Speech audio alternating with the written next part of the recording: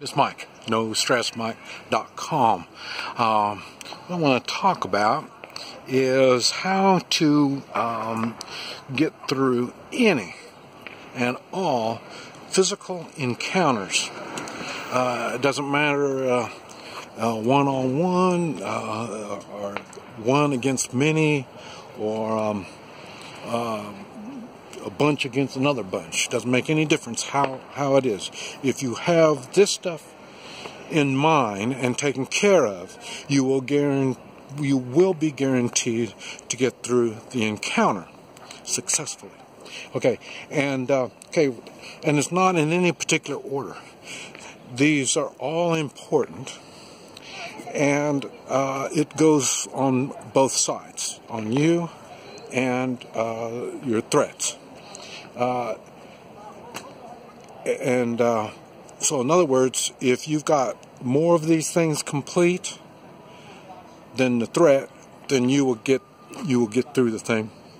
And if the threat has up more of this than you, well, then you're probably going to be victimized. What it is, first thing, and I say it's not in any particular order, but it's prepared. Now, prepared covers a lot of things, and it doesn't necessarily mean one thing or over the other. In other words, like if you have weapons, and what kind of weapons you have, and if they have weapons and what kind of weapons they have, that's not the only thing. It's going to take more than that. A lot of people think that, well, if I got the weapons, it's going to be a guaranteed win, or it gives me the advantage. No, it doesn't. That happens all the time. I'm a good example of that, because like I've said it all the time, I'm just about always outnumbered and outgunned. When I say outgunned, I'm talking about they've got more weapons or better weapons, or more modern weapons, or it doesn't make any difference. So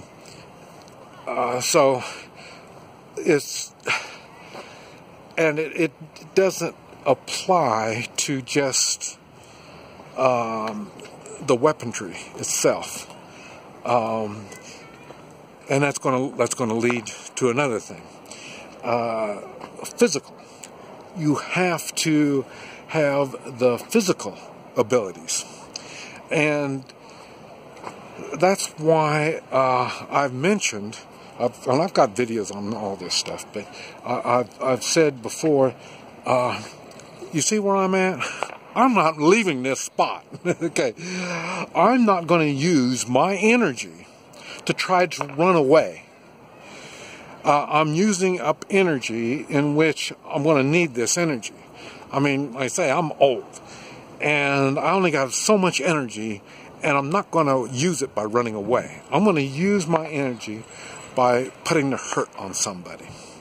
So, in other words, you have to have some kind of physical attributes. Would that be what you'd call it? I don't know if that's the right word, because it's the same thing. If I was on crutches, if I was in a wheelchair, it's the same damn thing. I'm not leaving this spot. So the energy that I'm using is going to be used to get me through this situation. That doesn't mean, you got to go to the gym and pump and do all this kind of stuff. I've got videos talking about bed exercises. And it's really not exercises, it's more bed stretches. It's your being limber. Your movement, your flexibility, that is more important than the bulk that you have. This is why you see people doing the stretches more than anything at all, and showing their flexibility and all this. With the flexibility, when you are flexible, you're limber. When you're limber, when you are struck, you're able to go with the punch better. It's easier to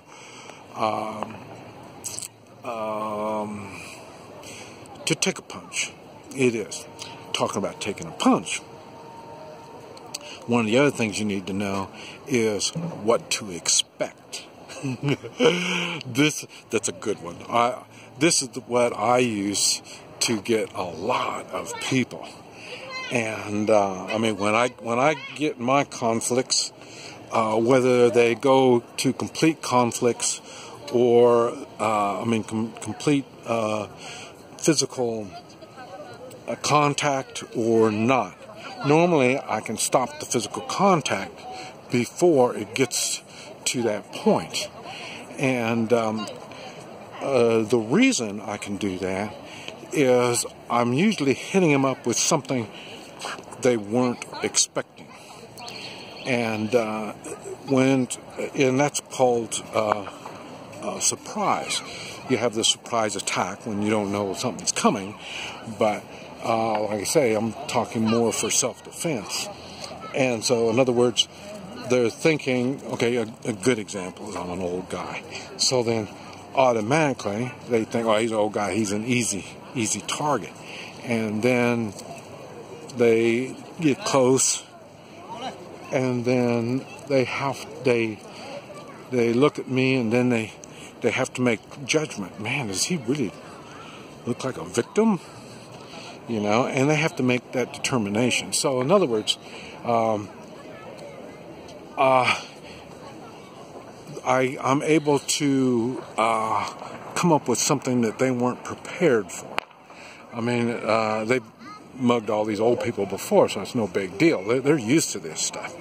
And then so then they come up to me and they're like, man, I don't know, he's just not reacting like all these victims we've been up to now. Another good example is when I was in the convenience store. Like I say, my cousin was the one behind the counter. My cousin wasn't scared. My cousin was only anxious. He was waiting to see, well, when am I going to shoot the guy?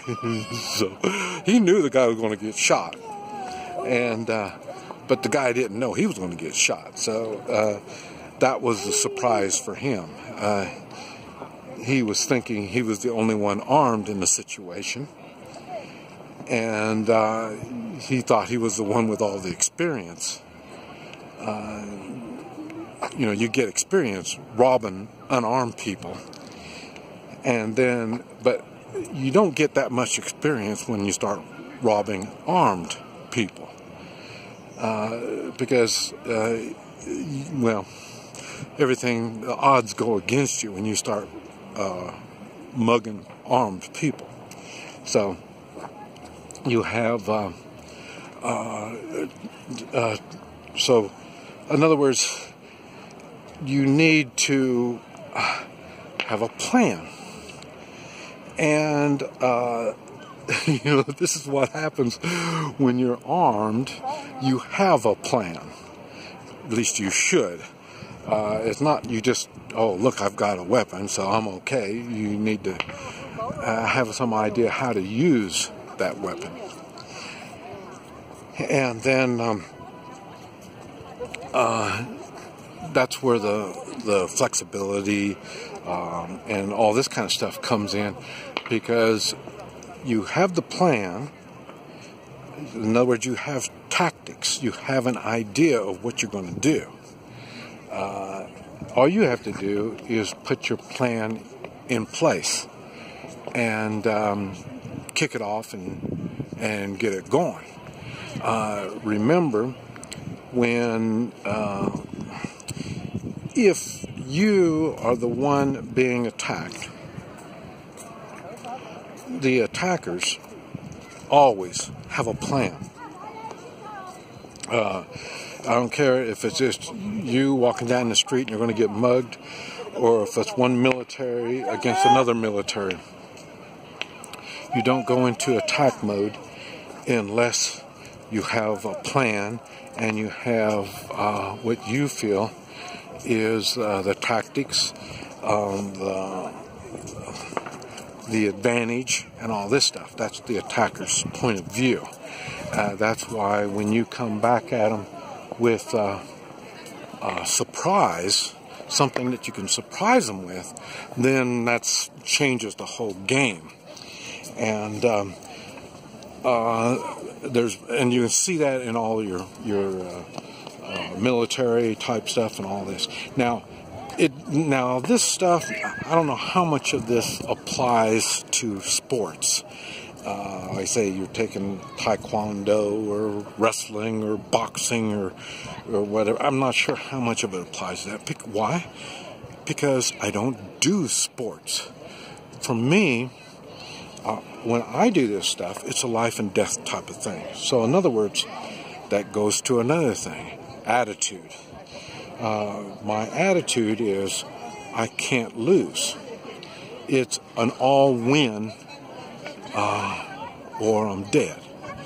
So that helps the motivation and helps me stay focused on what I have to do. And you're thinking, boy, this is a lot to think about.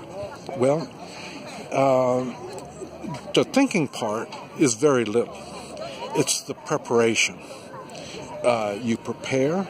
When I teach people self-defense, I teach them to use their hands first, or not hands, but their body and body parts first.